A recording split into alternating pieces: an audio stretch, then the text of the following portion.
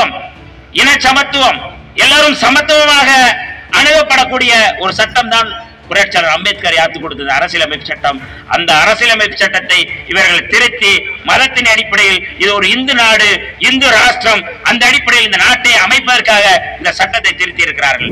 SBI வங்கி அதை வெளியிடணும் சொல்லி உச்சநீதிமன்றம் மரியாதைக்குரிய சந்திரசூட் அவர்கள் கடுமையாக கண்டித்த பிறகு இந்த 16,000 கோடிக்கான நிதியை அவர்கள் யாரார்கிட்ட வாங்கியிருக்கிறாங்கன்னு வெளிப்படையாக அறிவிச்சிருக்கிறாங்க. இது பாஜகவுக்கு எதிரான தீர்ப்பு. இது அரசியலமைப்பு சட்டத்துக்கு எதிரானது. உறவுகளே, இன்றைக்கு இஸ்லாமியர்கள் பாதிக்கப்படுகிறார்கள், கிறிஸ்தவர்கள் பாதிக்கப்படுகிறார்கள் என்பதற்காக இந்த போராட்டம் அல்ல. அரசியலமைப்பு சட்டம் பாதிக்கப்படுகிறது. புரட்சியாளர் அம்பேத்கர் யாத்து கொடுத்த அரசியலமைப்பு சட்டம் அனைவரும் சமமாக பாதிக்கின்றது. பாலின சமத்துவம், இன சமத்துவம், எல்லாரும் சமத்துவமாக அணுகப்படக்கூடிய ஒரு சட்டம் தான் புரட்சியாளர் அம்பேத்கர் யாத்து கொடுத்தது அரசியலமைப்பு சட்டம்.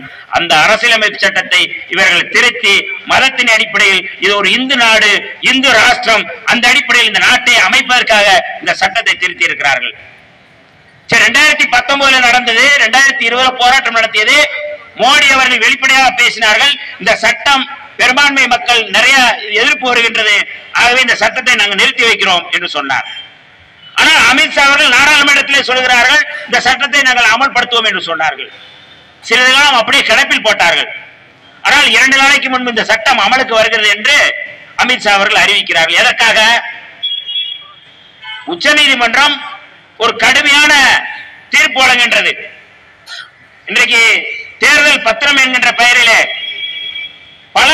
பல ஆயிரம் கோடி 16,682 கோடி ரூபாய் தேர்தல் பத்திரத்தின் மூலம் அவர்கள் நிதி வாங்கியிருக்கிறார்கள். யாரு? பாரதிய ஜனதா கட்சி.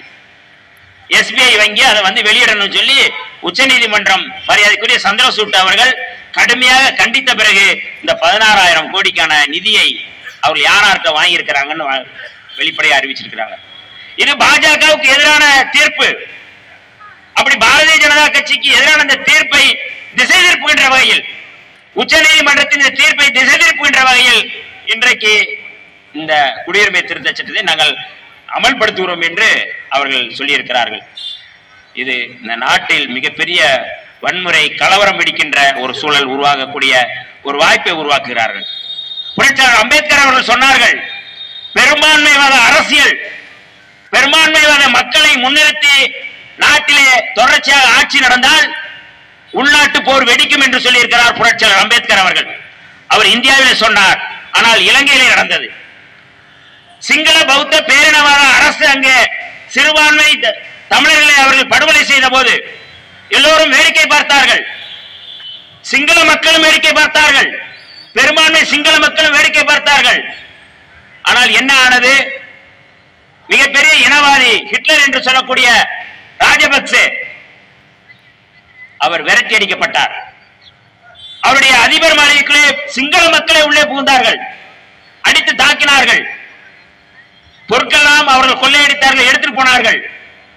அவருடைய தம்பி சரத் பொன்சேகா, பசில் ராஜபக்சே எல்லோரும் இணைந்து வெளிநாட்டுக்கு ஓடினார்கள், தப்பினார்கள்.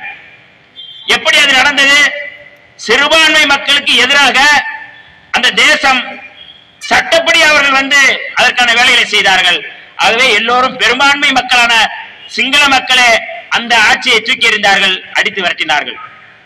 அதே நிலைமைதான் நாளை இந்தியாவுக்கு வரும்.